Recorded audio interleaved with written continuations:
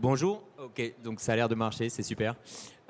Bienvenue effectivement en salle 1, comme ils viennent de l'annoncer, sur donc un talk et une discussion sur la chaîne technologique, choisir les outils pour faciliter l'interconnectivité dans votre établissement. Un nom extrêmement long et un peu compliqué, mais donc déjà peut-être en introduction, essayer de le simplifier, de l'expliquer avant qu'on commence. Principalement, surtout que c'est en préparant cette discussion, on s'est rendu compte qu'on avait potentiellement deux façons de comprendre l'interconnectivité dans votre établissement. Donc moi, en tant que product owner pour Muse, product manager, pardon, j'ai compris l'interconnectivité comme la connexion entre les systèmes technologiques et les outils.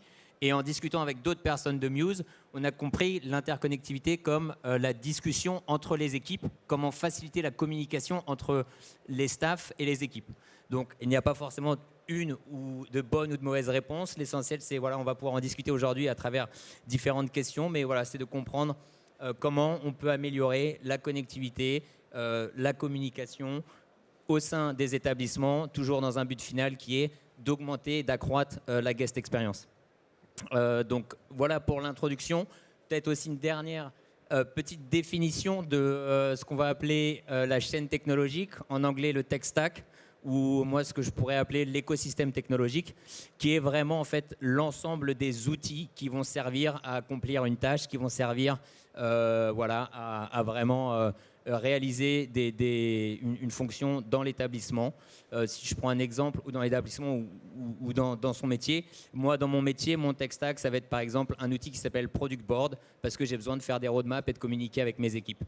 Dans l'hôtellerie, on va forcément penser au PMS, au RMS et aux différents systèmes qui sont connectés. Voilà pour une très rapide introduction du sujet. Et maintenant, peut-être une introduction de nos différents invités aujourd'hui.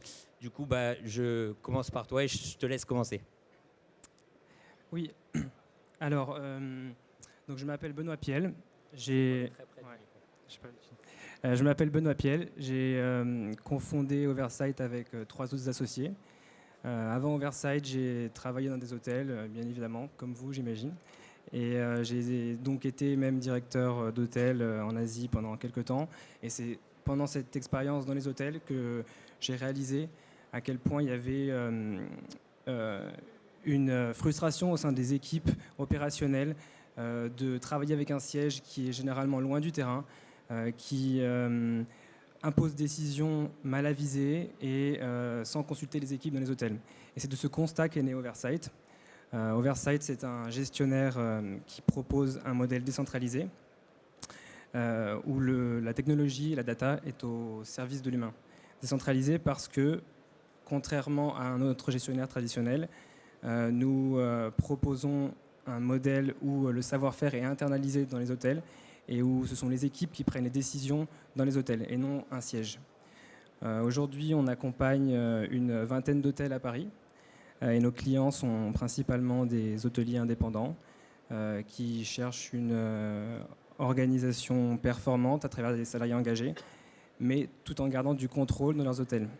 Et ce contrôle passe par les outils et la data qui est générée de ces outils. Très bien. Peut-être Tévi. Oui, bonjour à tous. Donc, moi, je suis Tévi, je suis directrice marketing d'Edgar Suite. Alors, Edgar Suite, on est une nouvelle génération d'appart-hôtels. On réhabilite des surfaces commerciales un peu obsolètes, de type bureau, hôtel en fin de cycle, et on les transforme en suites urbaines. On est à Paris, en région parisienne, à Bordeaux, bientôt à Lille et à Cannes, et on a pour objectif de déployer le concept dans les 10 plus grandes villes de France. Donc en fait, Edgar Suite, on prend le meilleur de la location d'appartements de courte durée, le meilleur des services hôteliers, et on le transforme en suites urbaines. Les suites urbaines, c'est des appartements qui ont la particularité d'avoir une ou plusieurs chambres, des grands salons, des cuisines, pour vraiment que ce soit des lieux de rencontre. Donc c'est parfait et totalement adapté pour les familles, les groupes d'amis ou de collègues, parce qu'on propose voilà, du high-speed Wi-Fi, des écrans pour pouvoir travailler.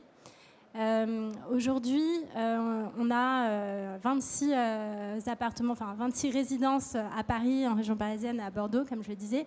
Et ce qui fait en fait la différence avec les appart-hôtels, enfin le secteur de l'appart-hôtel, c'est qu'on a des appartements qui ont une décoration soignée. On les aménage avec beaucoup de meubles chinés.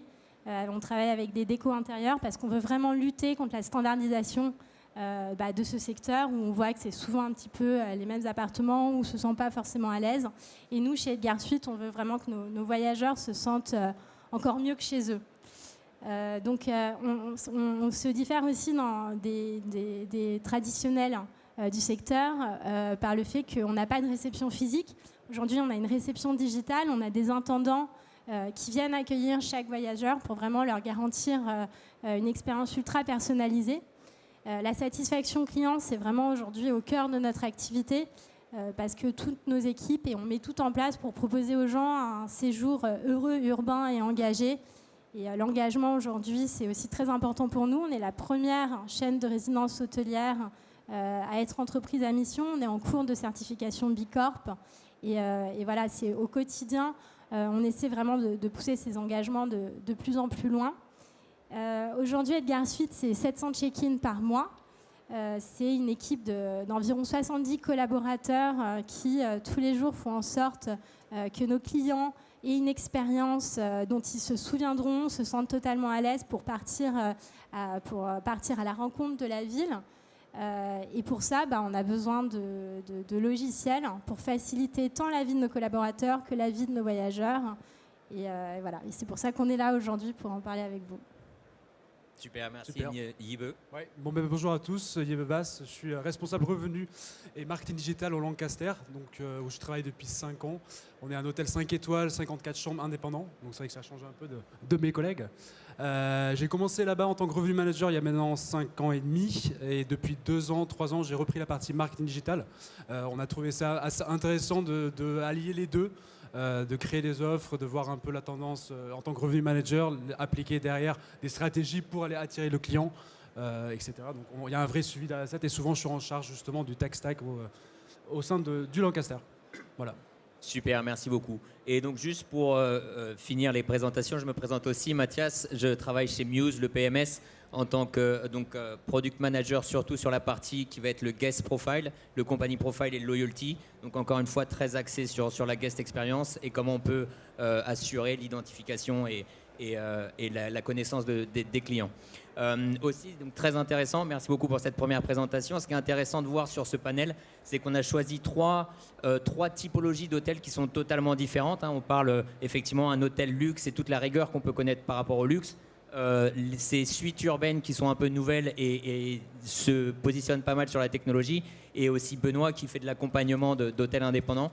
Voilà, c'est intéressant de montrer qu'il n'y a pas, avec ces différentes typologies d'hôtels, on se rend compte qu'il n'y a pas un tech stack, il y a des tech stacks, qu'il faut construire son propre tech stack à l'image de son hôtel et qu'il existe plusieurs solutions sur le marché pour pouvoir vraiment avoir des produits qui s'intègrent à nos hôtels.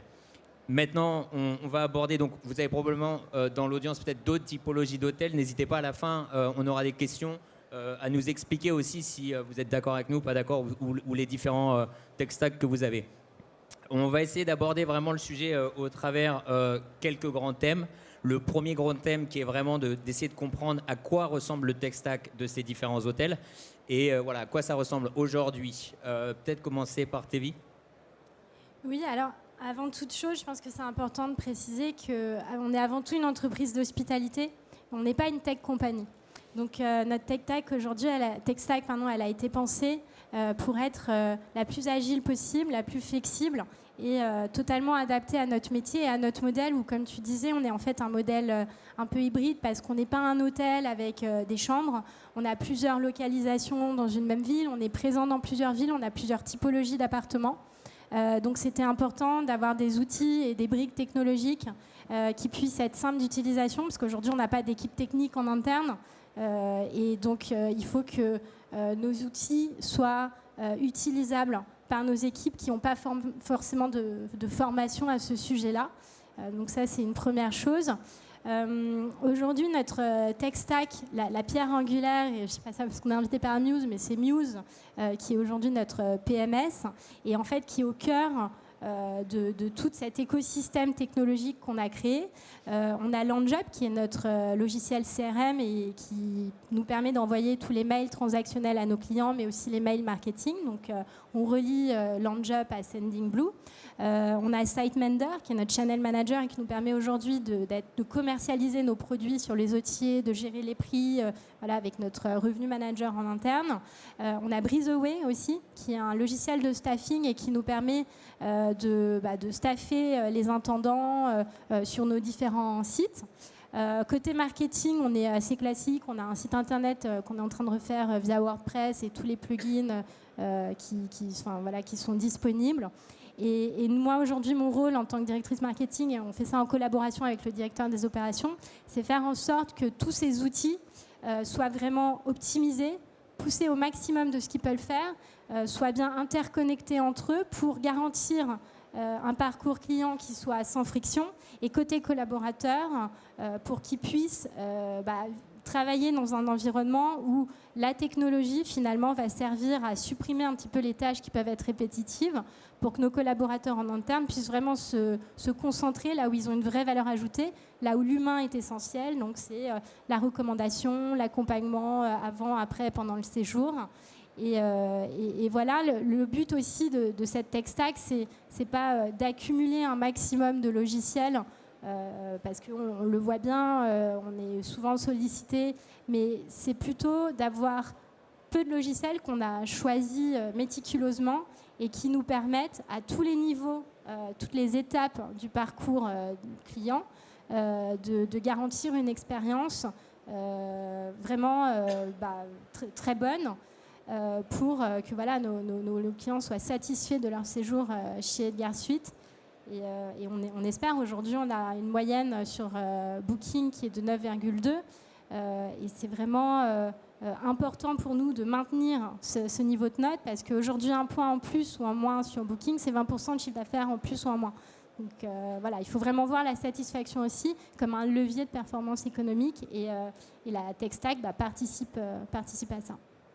Super, merci beaucoup. Juste pour peut-être rebondir sur un point, ce qui est très intéressant dans ce qu'on vient de mentionner, déjà, c'est de mentionner qu'il y a différents outils, il y a une multitude d'outils, et ce qu'on va rechercher, c'est vraiment la connexion entre ces outils.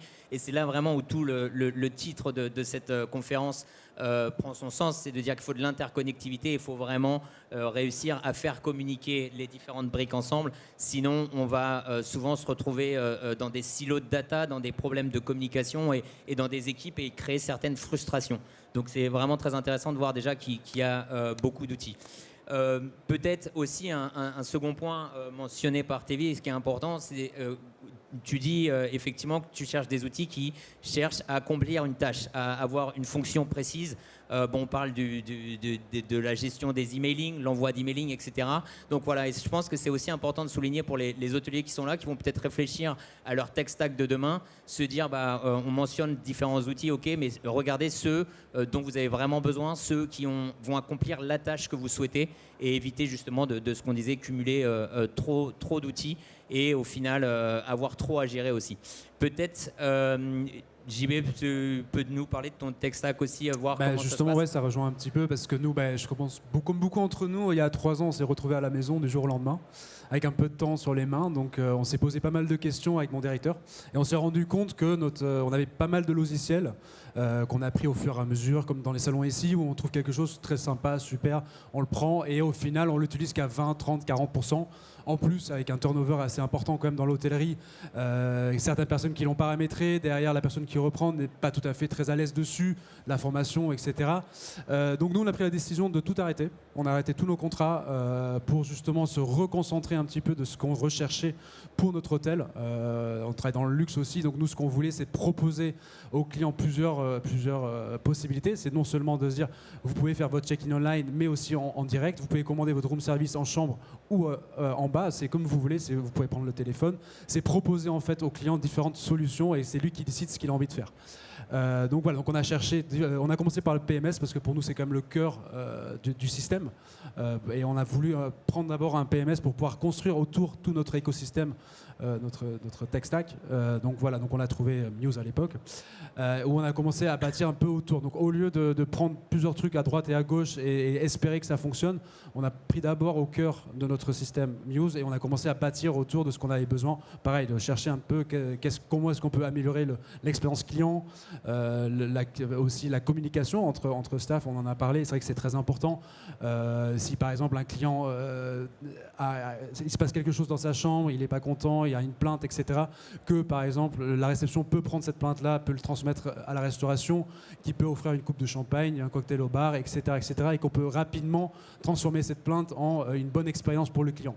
Donc voilà où on en est depuis 3 ans. On a bâti pas mal de choses. On a choses autour, on a un WAPAP, RMS également, POS, PMS, OT Inside, etc. Donc beaucoup de choses qui sont aujourd'hui connectées. Pour nous, c'est un prérequis, c'est est-ce que oui ou non c'est connectable ou pas, est-ce qu'il y a un vrai sens qui se fait à ce niveau-là.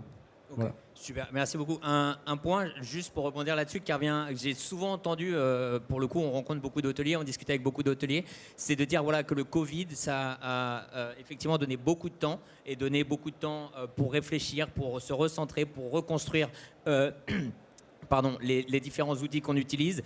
Et voilà, donc ça, c'est un bon commentaire. Bon, alors évidemment, on est très content que le Covid soit passé derrière nous, mais pensez que les outils sont en constante évolution et que parfois, c'est bien de peut-être faire une pause, de s'arrêter et refaire un assessment, si on peut dire, des outils qu'on a en cours, ceux qui fonctionnent moins. Est-ce que les développements, les nouvelles, les release notes, etc., essayer de les lire, tout ça, donc c'est hyper intéressant. Et second point aussi que j'ai noté, qui est très intéressant, que je vois, c'est de dire, on prend comme un Lego, on a une brique centrale et ensuite on vient construire, on vient plugger, on vient s'encastrer les différents outils pour qu'ils connectent et qu'ils se communiquent entre eux. Mais voilà, et pas hésiter de dire qu'on peut construire son propre tech stack. Encore une fois, l'idée est de le personnaliser à son hôtel pour vraiment répondre aux différents besoins.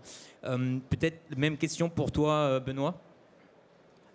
Oui, alors, comme l'a très bien mentionné Tevy juste avant, pour nous, le bon choix des outils, ce sont les outils qui permettent d'optimiser les processus internes et d'automatiser les tâches à faible valeur ajoutée.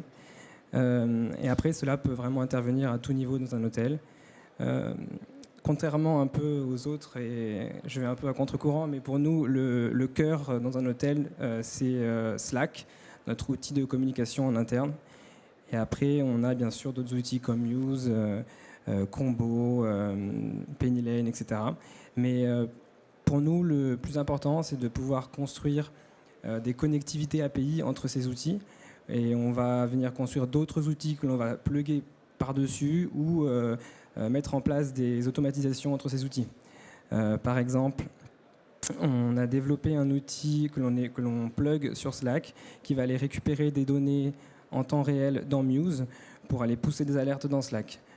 Par exemple, ça peut être pour alerter notre responsable des ventes, ça peut être sur des dates futures avec des pick-up importants, ou pour des process OP, ça peut être, par exemple, si vous avez une carte de crédit invalide qui tombe d'un client Booking, on peut aller alerter la réception pour qu'ils aillent sur l'extranet et la déclarer comme invalide. Et donc ça permet de faciliter les opérations, de gagner beaucoup de temps. Et après ça, un autre point aussi très important pour nous, c'est une fois qu'on a créé ces connectivités API, on est capable de récolter de la donnée pour pouvoir produire des rapports, des analyses en temps réel. Aujourd'hui, on est connecté vraiment avec tous nos outils opérationnels dans les hôtels, ce qui nous permet d'avoir une vue à 360 degrés sur tout ce qui se passe dans les hôtels et pour pouvoir après agir rapidement, prendre les bonnes décisions et guider les équipes. Voilà. Super, merci beaucoup. Encore une fois, pour rebondir, j'aime beaucoup dans cette explication de dire que il n'y a pas un outil qui fait tout et donc parfois il faut savoir, disons, mettre les mains dans le cambouis et essayer de construire ses propres outils, construire ses propres rapports, ce qui est aujourd'hui possible parce que grâce aux Open API, grâce au fait que la data peut être facilement cherchée, extraite et reshapée ou reformulée de la façon qu'on le souhaite. Donc c'est aussi intéressant, une bonne leçon pour tous les hôteliers qui sont dehors de dire voilà, n'hésitez pas à apprendre, à essayer le no-code. J'adore le no-code personnellement, mais essayer de construire ses propres rapports pour essayer de résoudre encore une fois l'idée de résoudre les problèmes. Deuxième peut-être grosse question, essayer de comprendre, ou le gros thème, essayer de comprendre quelles sont les étapes clés pour mettre en place un tech stack. Voilà, essayer de voir comment, dans un établissement, quels sont les défis que l'on rencontre. Effectivement, on voit ce genre de salon où il y a énormément d'exposants. Donc, on va dire peut-être du début où on recherche une solution, on rencontre des exposants jusqu'à la mise en place et le suivi. Quelles sont peut-être les grandes étapes aujourd'hui pour construire son tech stack? Peut-être, on va repartir dans le même sens. Benoît? Alors, c'est vrai que pour nous, déjà un point que j'ai réalisé chez Oversight quand on a dû construire notre tech stack, c'était qu'il n'y a pas d'outil parfait qui va répondre entièrement à votre besoin. Il faut généralement, vous avez 3 options. Généralement, soit vous faites un compromis, vous choisissez donc un outil qui n'a pas toutes les fonctionnalités que vous avez prédéfinies dans votre cahier des charges. Autrement, vous pouvez trouver un prestataire qui est capable de vous accompagner sur le long terme et qui est assez à l'écoute et agile pour développer de nouvelles fonctionnalités, mais pour votre business, et qui sont peut-être critiques. Ou vous décidez de développer vous-même vos propres outils sur mesure, même si c'est un savoir-faire et un autre métier. Dans tous les cas, quand on construit une tech stack, je pense que ce qui est très important, c'est de garder une approche agile parce que en fait, ça ne se fait pas en un jour. C'est pas quelque chose. Il faut vraiment tester, comme tu disais tout à l'heure, il faut vraiment pouvoir tester différents outils pour pouvoir trouver la bonne architecture. Et je voulais rebondir aussi sur ce que tu disais tout à l'heure sur le no-code. Nous, on travaille beaucoup avec des outils en no-code, ce qui nous permet de construire nos propres outils sur mesure et d'être très flexible. On peut donc, par exemple, aller tester des outils sur le terrain, récupérer le retour des équipes dans les hôtels, ajouter de nouvelles fonctionnalités et très facilement et très rapidement. Et peut-être, je ne sais pas si vous êtes tous familiers sur le no-code. Oui, voilà, c'est ce que j'allais demander pour rebondir là-dessus. Ouais. Est-ce que peut-être expliquer très rapidement ce qu'est le no-code, si tu peux nous expliquer, ouais. Et peut-être citer 2-3 outils de no-code que tu utilises pour que les gens aient des idées, puissent peut-être regarder après comment ça fonctionne. Alors déjà, le no-code, c'est simplement des outils qui permettent de créer d'autres outils sans devoir aller toucher au code. Donc vous n'avez pas besoin d'être un développeur pour pouvoir créer ces outils-là. Et aujourd'hui, nous, on utilise surtout Airtable, Make, qui est le nouveau Integromat, également Softer, Zapier. Enfin bon, il y a tout un panel d'outils qui sont très faciles à prendre en main. Et avec ces outils-là, on peut construire vraiment... on a par exemple construit notre propre outil de SIRH, on a construit un outil de suivi des stocks, et même tout un parcours d'onboarding collaborateur et de formation qui est presque tout automatisé avec des alertes, des étapes clés et des checklists et l'envoi de quiz, etc. Voilà. Super, merci beaucoup. Donc voilà, peut-être donner des idées à des hôteliers qui sont dans la salle si vous avez peut-être des manques et voilà, commencez par tester vous-même.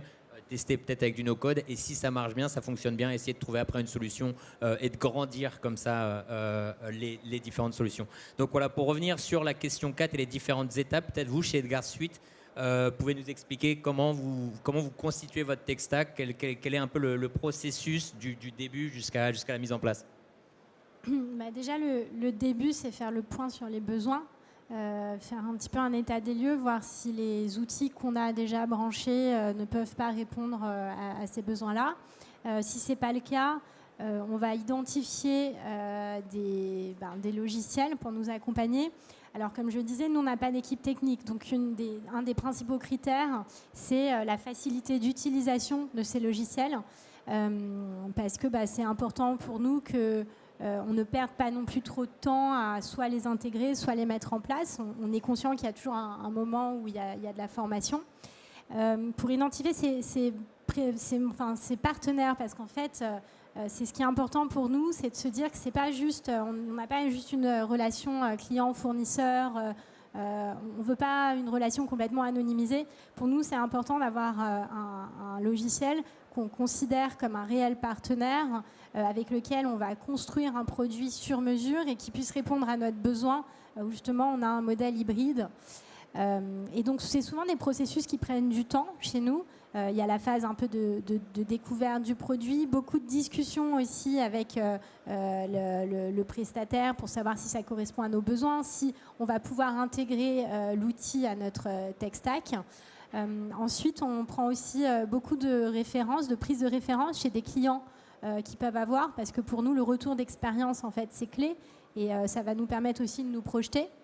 Et ensuite, on a souvent une phase de test. On a la chance d'avoir plusieurs comptes pour nos différentes résidences. Et donc, on en prend souvent un en test. On fait un test de quelques mois. Et si la solution, on trouve qu'elle répond à nos besoins, là, on va le déployer sur tout notre parc. Mais voilà, on a un processus. Parfois, ça peut prendre du temps. Ça peut prendre plusieurs mois, voire dans certains cas, ça a pris une bonne année avant d'intégrer un prestataire. Mais voilà, pour nous, on veut vraiment qu'il y ait une relation de partenariat qui se crée. Et c'est pour ça aussi que la relation qu'on peut avoir avec les équipes, et notamment le Customer Success Manager, est très importante chez nous. C'est important aussi de les faire venir dans nos bureaux pour qu'ils voient aussi la manière dont on est organisé. Voilà, qui est beaucoup... En fait, je pense que ce qui est clé, c'est vraiment l'échange qu'on peut avoir à tous les stades, en fait, que ce soit avant l'intégration, pendant l'intégration et après. Parce que l'idée, c'est de tester aussi toutes les évolutions du logiciel, le tester sur nous, leur faire des retours un petit peu de terrain pour justement avoir des solutions qui soient parfaitement adaptées à nos activités et qui, du coup, répondent à nos besoins, quoi. Super, merci beaucoup. Peut-être pour rebondir, une question follow-up là-dessus. Quand on adopte un nouvel outil, on peut se dire que c'est généralement qu'on en abandonne un autre pour le remplacer, vu qu'on ne peut pas tous les garder ou tous les collectionner. Peut-être quelles seraient les raisons d'un changement? Est-ce que c'est parce que l'activité grandit et donc l'outil devient trop petit par rapport à ce qu'on recherche? Est-ce qu'on parle de partenariat? Est-ce que ça serait parce que la relation se dégrade ou les développements ne sont pas suffisamment rapides avec l'outil? Quelles pourraient être les raisons d'un changement? Ouais, je pense que tu as cité à peu près toutes les raisons. Mais en effet, nous, on est par exemple une entreprise, on grandit très vite. D'ici dans 2 ans, on aura doublé notre parc. Donc oui, il faut des logiciels qui soient scalables en même temps que nous, qui puissent suivre notre rythme de croisière, qui soient aussi adaptés à nos ambitions. Et à nos standards. Je pense qu'on vise vraiment chez Edgard Suisse une sorte d'excellence opérationnelle. Je parlais tout à l'heure de satisfaction client, mais comme je disais, le voyage du client, enfin l'expérience avec notre marque commence en amont dès la réservation et on ne peut pas se permettre d'avoir des mails de confirmation qui n'est pas le bon look and feel ou d'avoir des bugs pendant tout ce parcours-là parce que finalement tous les logiciels vont représenter notre marque, donc c'est important de garantir la qualité de service même à ce niveau-là. Et donc oui, si demain on a un de nos partenaires qui répond plus à ces critères-là et où on voit qu'il n'y a pas d'échange possible aussi avec les équipes, et ça sera l'occasion pour nous d'aller trouver mieux ailleurs. Mais après, voilà, on est quand même sur des relations très durables. Tous les logiciels que j'ai cités auparavant, c'est des entreprises avec lesquelles on travaille depuis plusieurs mois, voire plusieurs années. Et le but, c'est pas de changer tous les 6 mois. C'est justement d'essayer de voir ensemble comment on peut améliorer les choses. Ça peut arriver, je pense, dans toute relation professionnelle, de se dire parfois le produit n'est pas totalement adapté, mais plutôt que se dire on abandonne, on change tout de suite, essayer ensemble de trouver des solutions pour améliorer la collaboration et le produit. Je pense que c'est clé. Super, merci beaucoup. Donc du coup, effectivement, des enseignements pour les hôteliers qui sont dans la salle, mais aussi les différents exposants. Je ne sais pas s'il y en a qui nous ont rejoints pour essayer de bien essayer de construire un partenariat sur la durée et de voir les clients comme des partenaires plus que comme des clients.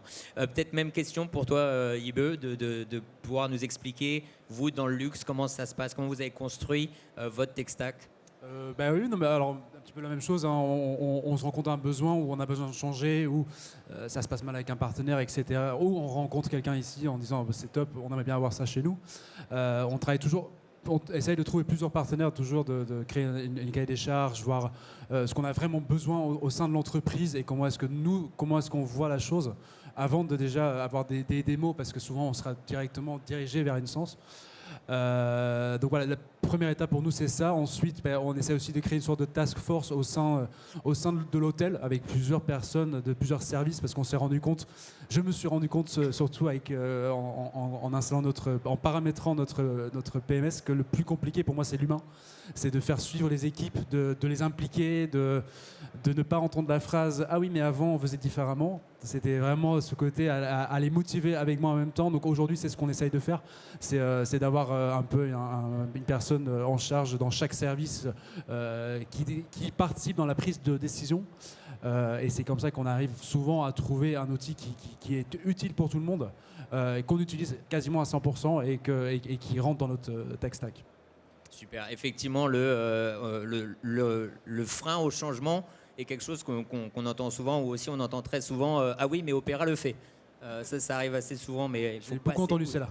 faut passer outre et il y a d'autres façons de faire. Juste peut-être pour rebondir, il y a une question qui est assez intéressante. Déjà, peut-être dans le dernier thème, on l'abordera plus par rapport à l'humain, mais comment on fait pour gérer? Parce que je suppose, ou du moins j'ai aussi vu ça, que chaque fois qu'il y a quelqu'un qui arrive dans une entreprise, il dit ah oui, mais moi j'ai ces nouveaux outils, je pense à ça, etc. Comment on fait pour évaluer toutes les idées ou toutes les demandes des différents services, parce que c'est quand même généralement différents outils pour différents services. Est-ce qu'il y a une phase d'évaluation, une phase d'étude, de dire voilà, ok, ça c'est vraiment un besoin qui peut avoir un impact? Justement, on a eu le cas avec Muse, il y a une partie, on va dire, housekeeping. Donc on a parlé avec notre gouvernante de dire écoutez, on va commencer avec ça, on va voir si ça fonctionne, oui ou non pour toi, qui était sur room checking avant. Et on s'est rendu compte en travaillant qu'elle avait vraiment besoin de retourner sur room checking parce qu'il y avait certaines choses qui ne fonctionnent pas. Et je pense que c'est ça aussi le truc de Muse, c'est qu'on propose, si vous avez besoin de plus, il y a d'autres, il y a le marketplace où vous trouvez d'autres logiciels, d'autres apps qui peuvent vous aider là-dessus, que vous pouvez connecter avec Muse, et nous c'est ce qu'on a fait. Donc le but c'est de toujours essayer de voir d'abord est-ce qu'on est capable de le faire avec ce qu'on a aujourd'hui. Si on n'est pas capable de le faire, on va commencer à chercher tous ensemble, on va trouver un outil qui peut s'introduire dans notre écosystème et qui peut aider ce service-là à s'améliorer dans l'expérience client, dans l'optimisation de site d'affaires, etc. etc. Peut-être juste pour rebondir là-dessus, est-ce que vous avez alors nous, je sais que chez Muse, on a énormément de métriques pour mesurer l'impact de chacune de nos développements, de chacun de nos développements. Est-ce que lorsque vous commencez, vous mettez en place des métriques ou des critères qui vont vous permettre de dire ok, ça c'est un outil qui a un impact, on continue ou on arrête, et dans ce cas-là, quels seraient les différents critères à mettre en place? Je ne sais pas si peut-être... On a plusieurs choses. On a le chiffre d'affaires déjà, tout simplement. Par exemple, si on met en place un room app, un web app ou un room app dans nos chambres, est-ce qu'il y a des retours par rapport à des commandes? Est-ce qu'on a une augmentation de réservation au spa via cette application-là, oui ou non? Après, il y a la satisfaction client. Tu en as parlé tout à l'heure, justement. Est-ce qu'on arrive à transformer ces fameux plaintes en une bonne expérience, oui ou non? On a quelques. Après, tout se mesure pas, bien évidemment, mais il y a des choses qu'on peut suivre. Ouais. Ok. Et alors, tu viens de m'y faire penser, donc je vais juste poser cette dernière question que j'avais notée aussi. Donc la dernière fois que j'ai visité Lancaster, tu nous parlais que vous veniez d'ajouter un spa. Je suppose qu'un spa c'est différent, ça nécessite de nouveaux outils. Est-ce qu'il y a des nouveaux outils qui ont été mis en place et lesquels? Non. Non. Donc voilà, pas tout le temps. Ça a été une question de se dire, c'est un peu c'est un spa, mais un spa privé. Donc c'est pas ouvert à tout le monde. Il faut réserver son créneau, le massage, etc. Au 8e étage, donc dernier étage de l'hôtel, avec vue sur la Tour Eiffel. Tu l'as visité, je crois. Oui, très beau spa. Et donc justement, on s'est posé la question, c'est est-ce qu'on doit prendre un logiciel qui concentrait à 100% sur le spa, oui ou non? Et en fait, on s'est rendu compte que on a besoin de prendre une réservation, avoir un calendrier, faire de la facturation, proposer, et en fait on avait déjà tout ça. On avait Muse sur la partie calendrier, produit, facturation. On a notre web app justement pour la partie réservation qui peut s'intégrer avec Muse. Et on s'est dit on va se lancer comme ça et voir comment ça fonctionne, et au final on s'est rendu compte que ça fonctionne très bien. En plus pour les équipes c'était plutôt bien parce qu'ils connaissaient déjà l'écosystème, ils connaissaient déjà Muse et comment ça fonctionnait, comment prendre une réservation pour une chambre, donc prendre une réservation pour le spa c'est pareil en final. Et donc ça a été plutôt simple, et là le fameux connecté, la facturation arrive directement sur la chambre du client, on n'est pas obligé d'avoir plusieurs endroits différents pour aller chercher la facturation. Et donc voilà, on a décidé de fonctionner comme ça, même si au début on était obligé de prendre un peu le calendrier Muse et le basculer, mais voilà, ça marche. Voilà, donc encore une fois, une très bonne leçon de dire que ça ne sert à rien d'agrandir son tech stack au maximum. Parfois, il faut savoir garder les outils qu'on a déjà et un peu les twister, un peu pour revenir sur le no-code voilà, le bidouillage, ça fonctionne toujours. Super, dernière question peut-être pour repartir sur le personnel. Donc voilà, comme j'avais dit, l'interconnectivité, on peut la voir sur la connexion entre les outils technologiques, mais aussi les connexions et les communications au sein du staff et du personnel. Donc, ça serait plutôt une question de savoir comment vous préparez votre personnel sur l'utilisation des nouvelles technologies et surtout quels sont les défis que vous avez rencontrés. On a peut-être déjà commencé à aborder le sujet au moment du frein au changement. Mais est-ce qu'il y a eu, comment on prépare le personnel et quels sont les défis? Peut-être repartir avec toi, Benoît. Oui, alors nous, chez Oversight, on a des ambassadeurs qui sont là, qui sont les garants de notre modèle de gestion et qui sont là pour accompagner les équipes au quotidien dans le lancement de nouveaux outils, mais également dans s'assurer que les outils sont bien utilisés au day-to-day. Et en plus de ça, les équipes peuvent s'appuyer sur notre base de connaissances. On utilise un outil qui s'appelle Helium, qui est en fait notre Wikipédia interne. Et c'est là où on est allé stocker toutes nos procédures, nos tips, et ça vient compléter les bases de connaissances que peuvent avoir les prestataires. Donc par exemple, vous êtes à la réception, vous avez oublié la procédure de débiteur sur Muse. Comment on fait? Vous allez sur Helium, vous tapez débiteur dans la barre de recherche et vous avez l'article qui vous est proposé. Et ça permet de gagner du temps pour les équipes, et ça les rassure. Et vous avez après un process très précis et très cadré. Est-ce que les équipes sont assez ouvertes à ces process et maintenant ces nouveaux process de auto-formation, on pourrait dire? Est-ce que c'est plutôt bien accepté au sein de ton équipe et de ton département? Oui, même si faut quand même un accompagnement à la base pour pouvoir, au tout début, quand il y a un collaborateur qui arrive dans l'hôtel, c'est là où on a tout un process d'accompagnement. Et après, quand c'est des petits process qui sont, une fois qu'on a maîtrisé l'outil et que c'est des process qui sont assez factuels sur l'utilisation de l'outil et qui sont dépendants, qui sont liés à les opérations, là, c'est plus simple. Super, merci beaucoup. Du coup, maintenant, peut-être passer à toi, Tevich chez Edgar Suite, savoir comment ça se passe. Ça se passe bien. Super. Non, mais en fait, quand on intègre un nouvel outil, il répond souvent à un besoin en interne. Donc, c'est vrai que c'est plutôt très bien accueilli par les équipes. Après, donc, sur les outils très métiers, très experts, on va dire, on a une personne qui va un petit peu prendre en charge la relation avec le partenaire, qui va être formé sur cet outil-là et qui va être un petit peu le porte-parole en interne. On utilise aussi, alors on n'a pas Helium, mais c'est Notion où justement tout est un petit peu expliqué, vraiment le mode d'emploi du logiciel. Après, sur des logiciels un petit peu plus transverses, notamment par exemple Muse, on est plusieurs à l'utiliser. Il y a toute la partie opération, revenu management, marketing, même réception digitale. Donc dans ces cas-là, on a des formations pour tout le monde. Et un petit peu en fonction des sujets, chacun va en toute autonomie aller prendre contact en direct avec le Customer Success Manager. C'est vrai que pour nous, l'autonomie, l'agilité des outils, c'est hyper important parce que il faut que les équipes puissent se former aussi rapidement. Donc on a eu la chance de ne pas avoir trop de réticence à ce niveau-là, donc c'est bien. Ouais. Super, merci beaucoup. Et du coup, peut-être finir avec toi, Yebe, sur la formation et du personnel sur les nouveaux outils. Pour être très honnête, ça n'a pas été très facile au début. On a certaines personnes qui travaillent avec nous depuis 30 ans qui ont du mal au début de changer, et je pense que c'est là où on s'est trompé un peu au début à ne pas assez les inclure directement, de les laisser de leur côté avec la formation en disant voilà, faites la formation, revenez dans un mois, on rouvre. Parce que c'était justement au moment où on était encore fermé. Et on s'est rendu compte qu'au début, j'étais beaucoup à l'hôtel pour accompagner, pour répondre aux questions, même si moi, je n'avais pas toutes les réponses, malheureusement. Donc, on était beaucoup en contact avec vous. Et je pense que si demain, je devrais le refaire, c'est de les impliquer dès le début.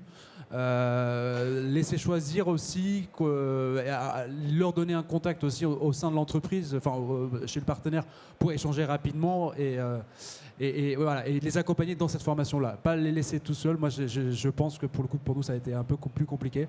Mais après, oui, la formation, aujourd'hui, quand on voit du nouveau personnel, des nouvelles personnes qui viennent travailler chez nous, pour le coup, c'est plus simple.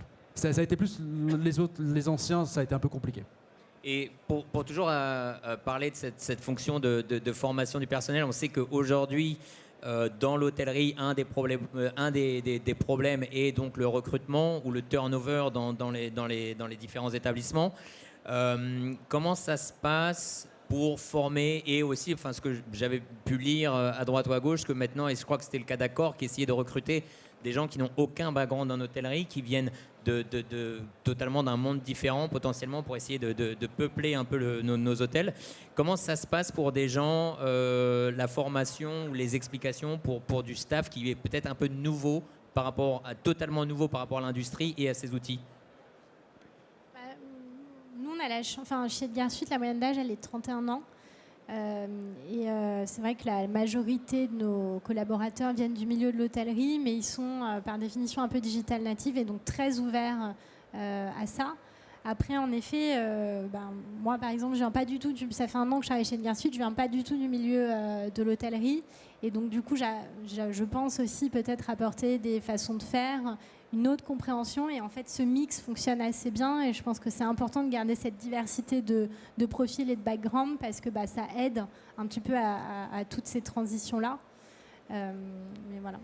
Mais alors, et du coup, est-ce que dans les différents outils que vous avez, ou alors est-ce que dans la constitution de votre tech stack, vous essayez de trouver des outils qui soient vraiment très faciles d'utilisation, quitte à perdre certaines fonctionnalités qui vont être plus poussées, ou plutôt vous dites, il nous faut des outils qui sont vraiment, il nous faut cette fonctionnalité et on va passer du temps en formation, en e-learning, en quoi que ce soit, pour essayer de former les équipes à ces outils?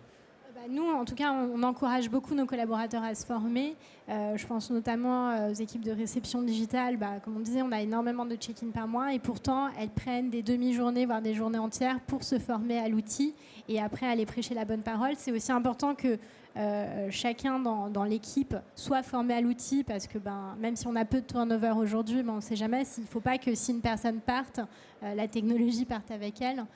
Donc en tout cas, en tant qu'entreprise, on laisse du temps à nos équipes pour se former, parce qu'on est conscient de la valeur ajoutée que ça apporte après.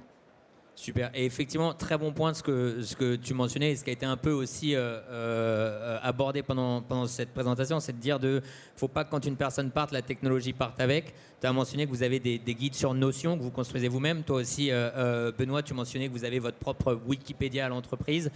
C'est vraiment important de dire, voilà, aujourd'hui, le knowledge, il faut vraiment le capturer et s'assurer qu'on ne soit pas dépendant de notre staff, surtout si notre staff part. Donc, trouver des outils aussi qui permettent de le capturer. Peut-être revenir sur la formation et l'e-formation, ou la formation au Lancaster, comment ça se passe? Justement, c'est ce qu'on disait, au début, ça a été compliqué de former toute cette équipe déjà qui connaissent Lancaster depuis longtemps et qui ont eu plusieurs outils qui du jour au lendemain doivent changer. Avec le nouveau personnel, honnêtement, ça se passe plutôt bien, surtout qu'on peut envoyer les liens, les formations, et on a une version démo aussi qui nous permet de créer des nouvelles choses, de voir de nouvelles choses avant de le go live, et où le personnel peut s'entraîner avant de commencer. Et on se rend compte quand même que les outils qu'on aime bien, c'est quand même souvent là où il y a de l'ergonomie. Même si parfois, comme tu disais, il y a des choses qu'on ne peut pas tout faire avec. Le logiciel parfait n'existe pas, mais l'ergonomie reste important. Super. Et alors, pour revenir sur la capture du knowledge aussi, ça me faisait penser. Petite question pour toi, Benoît. Est-ce que dans ton équipe, tu as une personne dédiée, un knowledge manager, qui est en charge de récolter cette information et de la loguer, entre guillemets, sur votre wiki? Ou est-ce que c'est un peu tout le monde qui est en charge de ça? Il y a les deux. Tout le monde est incité à construire leur propre knowledge. Par exemple, dans les hôtels, on va inciter les équipes d'ajouter même des tips sur comment retrouver les fusibles, comment éteindre l'alarme incendie. C'est des exemples qui sont plus liés à la maintenance ou autres. Donc les équipes sont incitées à construire leur propre knowledge, et on a en plus une équipe en interne qui s'assure que la plateforme est bien utilisée, qui va faire un peu de tri parce qu'en fait, on se rend compte ça peut devenir très vite du n'importe quoi. Donc il faut quand même quelqu'un qui est là pour modérer un peu la plateforme, pour accompagner et qui aussi s'occupe de la partie outboarding, donc pour les collaborateurs qui partent, s'assurer qu'on a capitalisé sur la connaissance avant qu'ils partent. Et on a un process là-dessus aussi. Super, merci beaucoup. Peut-être en prévision du temps, je ne sais pas si dans l'audience vous avez des questions ou rebondir sur les différentes informations qu'on a mentionnées tout au long du talk.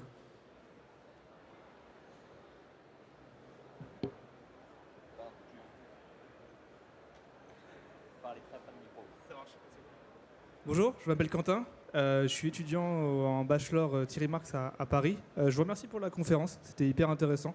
Je voulais revenir sur notamment, on a beaucoup parlé de formation aussi des collaborateurs sur les nouveaux outils. Est-ce que dans chaque hôtel, restaurant, c'est important d'avoir des process comme les franchises le font par exemple? Je pense à McDonald's, c'est pas pour voilà, j'ai une pierre. Ils ont beaucoup de processus en place par rapport à ça, où quand un nouveau collaborateur arrive et qu'il n'est pas du tout formé au métier, il a un processus vidéo, fiche, etc. Est-ce qu'il faudrait mettre ce genre de choses en place dans nos métiers, ou alors rester sur quelque chose de très traditionnel et chacun forme chaque personne? Super, merci beaucoup. Je ne sais pas si quelqu'un veut commencer. Oui, oui, pour nous, il y a les deux. Il faut avoir des process carrés à la base et après, on essaie de faire en sorte que ce soit les personnes dans les hôtels qui accompagnent les nouveaux arrivants dans la formation. Donc, c'est un peu un mix des deux pour nous. Ouais, c'est juste, nous aussi, c'est vrai que ça touche les deux. Après, nous, tout ce qui est facturation, tout touche un peu à des choses un peu plus touchy. Là, on a des procédures qu'il faut suivre à 100%. Mais sinon, à côté de ça, on a des plateformes en ligne, des knowledge base, etc. où, pour le coup, le personnel peut se former lui-même, tout en quand même avoir quelqu'un avec lui pour l'explication si besoin, et puis les cas pratiques, etc. Parce qu'il y a la formation, et puis il y a derrière le cas pratique quand même. Chaque hôtel est différent. Moi, j'ajouterais juste que souvent, au-delà de la formation théorique, là, on apprend le mieux, c'est vraiment en utilisant l'outil au quotidien. Et voilà, et donc c'est important de vite aller dans le grand bain pour pouvoir utiliser l'outil, plutôt que de passer trop de temps au début avec beaucoup trop d'informations. Quand on arrive dans une entreprise, souvent, on nous partage beaucoup de choses. Vaut mieux laisser la personne peut-être utiliser l'outil et qu'elle apprenne par elle-même, mais toujours en l'accompagnant et en étant là si elle a des questions. Ouais, effectivement, je pense que c'est un très bon point de dire que on apprend en faisant. Et donc, c'est généralement comme ça, voilà, il faut se jeter, il faut faire des erreurs. Bon, il y a des factures qui ne vont pas être très bonnes au début, mais voilà, ça passe quand même. Aussi, un point aussi pour rebondir à ce que tu disais, Benoît, ce que j'aime beaucoup, c'est souvent les entreprises ont des process d'onboarding très développés, mais très peu de process de outboarding. Voilà. Et du coup, je sais que voilà, c'est un peu frustrant, on l'a vécu parfois, de voir quelqu'un qui quitte un peu du jour au lendemain sans être prévenu, et cette connaissance au final qui part avec cette personne. Donc c'est intéressant d'avoir aussi onboarding et outboarding, c'est très, très bien. Peut-être une autre question dans la salle.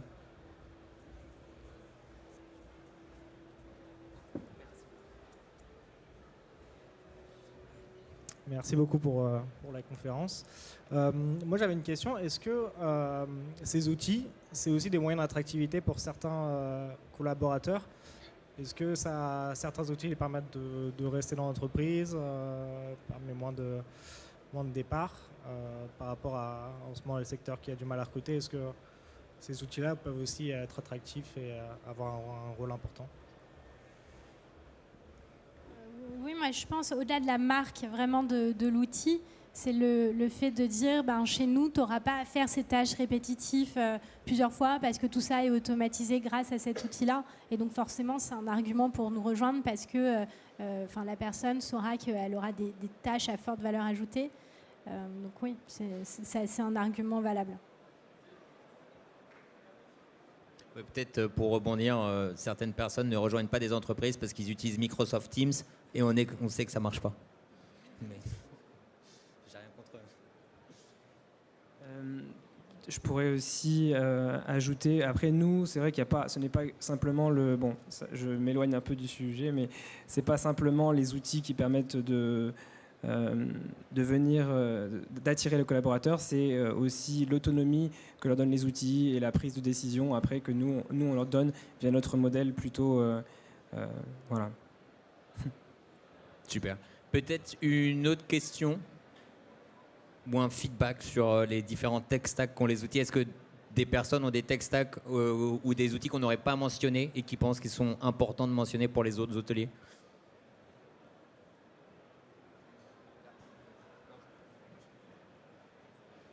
J'ai juste une question assez rapide. On parle des outils. Il y a une chose qui va arriver très rapidement, c'est les IA dans l'hôtellerie-restauration. Est-ce que c'est des sujets que vous commencez à aborder ou alors pour l'instant c'est un peu flou?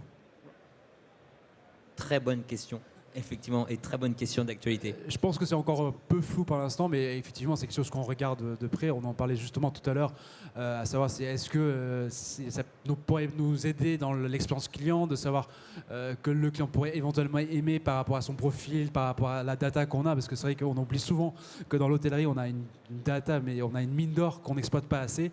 Donc peut-être que justement, c'est la porte d'entrée aussi là-dedans qui pourrait nous aider. Aussi le fait de trouver des nouveaux formulations pour vendre nos offres, pour le site internet, etc. Je sais que je suis responsable marketing digital, mais je ne suis pas le meilleur à créer du contenu, donc peut-être que je peux me faire aider.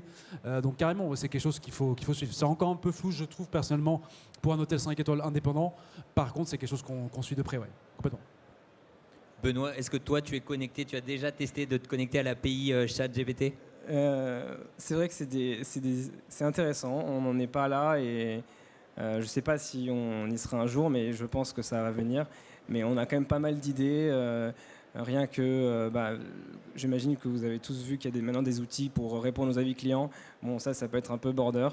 Mais il y a d'autres idées comme nous, avec notre base de connaissances, on pourrait réfléchir à avoir soit un chatbot pour les salariés qui va venir se nourrir de notre base de connaissances ou même pousser des articles à des salariés parce qu'ils auront identifié un besoin d'eux-mêmes qui n'est pas dans cet hôtel, ce genre de petites choses. Mais il y a pas mal de choses qui pourraient être faites, mais on n'en est pas encore là. Ok, super. Peut-être est-ce que chez Edgar Suite, c'est un des sujets que vous commencez à Ouais, aborder? on est très curieux. Je pense qu'on est en veille technologique constante. Pour l'instant, on n'utilise pas ni IA ni de machine learning, mais en tout cas, les outils qu'on utilise aujourd'hui le feront peut-être dans un futur proche. Nous, on est en train de refondre par exemple notre site internet et on réfléchit à comment accueillir chaque client d'une manière plus personnalisée. On réfléchit aussi à peut-être insérer des chatbots parce qu'on s'aperçoit que c'est souvent les mêmes questions et donc peut-être que ça serait pertinent. Mais voilà, c'est des sujets sur lesquels on est en veille constante et oui, je pense qu'on s'adaptera. Ouais. Super. Et effectivement, pour répondre, nous, chez Muse, c'est effectivement un sujet où on est très curieux. C'est effectivement encore flou, mais on y croit beaucoup. On y croit beaucoup parce que c'est un peu le modèle de Muse a toujours été de mettre le guest au centre de tout et d'automatiser un maximum de tâches pour avoir plus de temps avec le guest et augmenter l'expérience client. Et moi, personnellement, qui suis en charge des profils clients chez Muse, je crois énormément, comme disait Yebe, qu'il y a énormément de data disponible. Cette data, aujourd'hui, on peut la collecter partout. Et le but, ça va être de pouvoir traiter cette data de manière beaucoup plus fluide et beaucoup plus rapide pour permettre des prises de décision beaucoup plus rapides. Et qu'au final, l'IA va... c'est encore une fois des assumptions, on n'en est qu'au début. Mais mon idée est de dire que voilà, l'IA va pouvoir permettre de dire et d'anticiper la prochaine next best action, soit du guest, soit du staff, et que donc ça va permettre vraiment de dégager du temps et que le staff sera vraiment là, pas pour faire des tâches répétitives, mais pour répondre aux besoins du guest et pour améliorer l'expérience client en continu. Une dernière question peut-être, je ne sais pas, on a encore 2 minutes, 2-3 minutes. Ok. Donc sinon peut-être un dernier tour de table pour un mot de la fin sur, je sais pas, un dernier mot peut-être. Un learning vraiment, si on devait parler de l'interconnectivité, qu'est-ce qui serait le point le plus important ou en un mot, qu'est-ce qu'il faudrait retenir? Pas forcément commencer par Benoît si on n'a pas d'idée, mais... On comptait un peu là-dessus. Ok, désolé. Non, mais c'est l'utilité. Je pense que c'est le mot un peu de la fin. C'est est-ce que c'est utile de rajouter un nouveau logiciel? Est-ce que je peux le connecter? Est-ce que dans mon écosystème, ça fait du sens, oui ou non? Et est-ce que c'est utile pour le personnel et pour le parcours client et pour le client? Je pense que voilà, si je devrais finir sur un mot. Utilité, très bien. Moi, j'en dirais trois. Je dirais curiosité, agilité et réactivité. Curiosité, je pense qu'il faut profiter de ce type de salon justement pour aller à la rencontre de tout ce qui est proposé. Parce que même si vous ne changez pas de solution, ça peut vous donner des idées avec votre partenaire actuel pour dire, bah voilà, on pourrait peut-être intégrer telle fonctionnalité ou telle fonctionnalité. L'agilité, parce qu'on est dans un monde qui change vite et il faut qu'on puisse s'adapter. Et troisième mot que j'avais dit, c'était réactivité, parce que oui, c'est important d'avoir des partenaires sur qui compter et qui puissent nous accompagner tout au long de ce process. Super, merci beaucoup. Moi, j'allais dire agilité également, mais parce qu'il faut pas rester figé sur nos outils et nos idées. Les besoins, ils évoluent et on peut se retrouver à devoir changer d'outil. Des fois, ça peut être complexe, ça peut prendre c'est de l'investissement, ça peut prendre du temps, mais la valeur à la fin peut être plus importante. Voilà.